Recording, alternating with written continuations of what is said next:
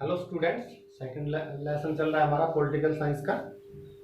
उसी कड़ी में हम आज नेक्स्ट टॉपिक पढ़ेंगे। उसके अंदर है consequences of the shock therapy. Shock therapy के बारे में हम इससे पहले वीडियो में डिस्कस कर चुके हैं।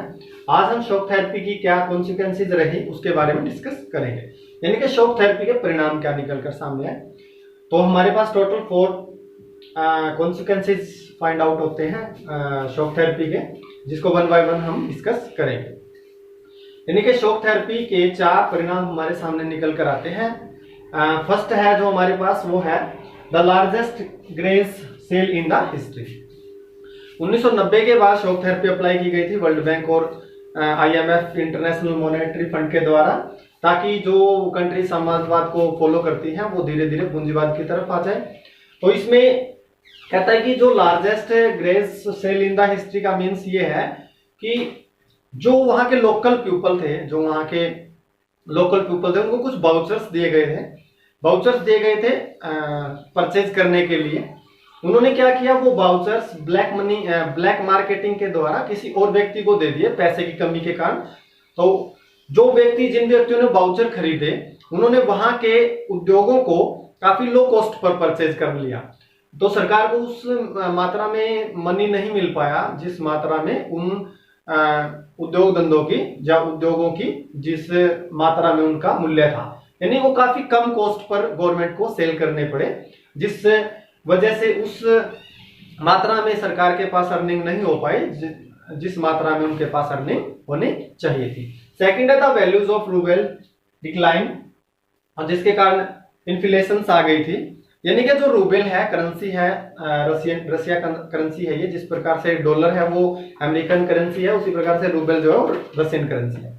तो रशियन करेंसी का जो मूल्य है वो कम हो गया। मूल्य कम होने के कारण मुद्रास्फीति पैदा हो गई। मुद्रास्फीति पैदा होने के कारण इकोनॉमिकली, अगर हम इकोनॉमिक्स के हिसाब से समझे, तो जैसे ही किसी देश की करेंसी डाउन चली जाएगी, उसके मूल्य में कमी आ जाएगी, तो वहां पर मुद्रास्फीति बढ़ जाती है। और मुद्रास्फीति के बढ़ने से रशियन कंट्रीज की या जितने भी ईस्टर्न यूरोप या एशिया की जितनी कंट्रीज थी, उनके अंदर मुद्रास्फीति आने के कारण वहां की जीडीपी डाउन चली गई। अगर हम बात करें 1990 से पहले रशियन कंट्रीज की जो जीडीपी थी वो काफी हाई थी, बट 1990 से लेकर 1999 के बीच में अगर हम देखें तो इनकी जीडीपी काफी लो चली गई। लो जाने का कारण क्या था? रूबल डिक्लाइन, यानी उनकी मुद्रा में कमी का आ जाना। थर्ड है हमारे पास system of the social welfare. जो सिस्टम ऑफ सोशल वेलफेयर था, उस सिस्टम को डिस्ट्रॉय कर दिया गया। सोशल वेलफेयर का सिस्टम का मीन्स क्या है? जो रशियन कंट्रीज है या ईस्टर्न यूरोप या एशिया की जो कंट्रीज थी, वो अपनी गरीब जनता के लिए या जरूरतमंद लोगों के लिए कुछ विशेष प्रकार के प्रावधान करती है ताकि उनको अलग से बेनिफिट्स दिया जाए। बट सोशल वेलफेयर की इन चीजों को बंद कर दिया गया, यानी सब्सिडी रोक दी गई। तो गरीब लोगों को या उद्योग धंधों को उस प्रकार से सब्सिडी नहीं मिल पा रही थी जिस प्रकार से उन्हें सब्सिडी मिलनी चाहिए थी। तो सब्सिडी ना मिलने के कारण गरीब और ज्यादा गरीब होता गया, और जो वहां का अगर हम मिडिल क्लास की बात करें तो मिडिल क्लास हाशिए में चला गया था।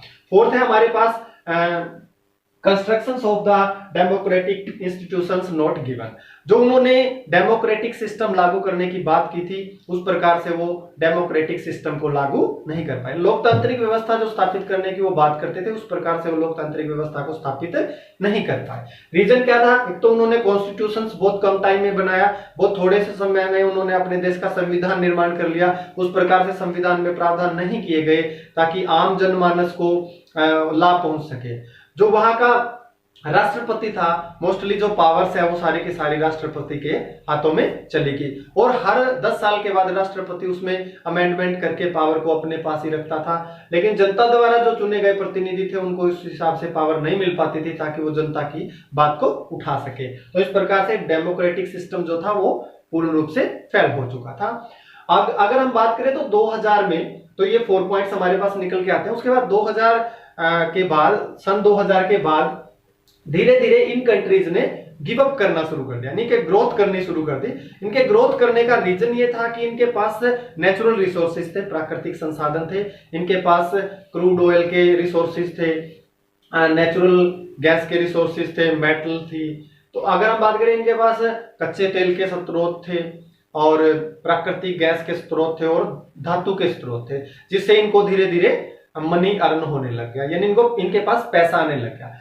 अगर हम इसमें बात करें, उज्बेकिस्तान, तुर्कमेनिस्तान आदि जो कंट्री है, कजाकिस्तान, इनको इस क्रूड ऑयल से, नेचुरल गैस रिसोर्सेज से उनको पैसे की अर्निंग होने लगी, पैसा इनके पास आने लगा। लेकिन बाकी जो कंट्रीज है जिनके पास इस प्रकार के रिसोर्सेज नहीं थे, उनको ये बेनिफिट्स हो गया कि जो पाइपलाइन एक कंट्री से दूसरी कंट्रीज की तरफ पाइपलाइन लेके जाते थे, तो उससे कुछ पैसे उनको कंट्रीज को देने पड़ते थे, जहां से एक कंट्रीज पाइपलाइन निकालती है, तो फिर दूसरी कंट्रीज को उस पाइपलाइन की माध्यम से जो है अर्निंग होने लगे। इस प्रकार हमने डिस्कस किया consequences of the Ashok therapy, जो 4 पॉइंट्स हमारे पास निकलकर सामने आते हैं। मिलते हैं आपके साथ फिर नेक्स्ट एक और वीडियो के साथ। Thank you.